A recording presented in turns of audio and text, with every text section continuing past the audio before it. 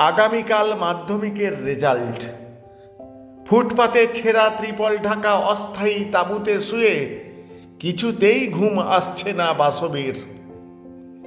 Pass নিয়ে মোটেও চিন্তিত নয়, কিন্তু সে যে আরও পড়তে চায়। কিভাবে হবে লক্ষ্য পূরণ? দল বেঁধে ছাত্রছাত্রীরা রেজাল্ট দেখতে স্কুলে গেলেও যায়নি বাসবী। প্রতিদিনের মতো তৈরি হচ্ছে গোলাপের গোছা সাজিয়ে রাস্তার সিগন্যালে দাঁড়িয়ে বিক্রি করতে।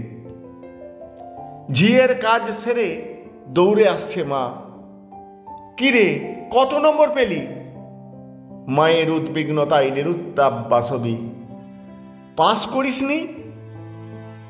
কানে আসছে কারা যেন ডাকছে মেয়েকে। স্কুলের ম্যাডামদের দেখে অবাক দুজনে। আসুন ম্যাডাম।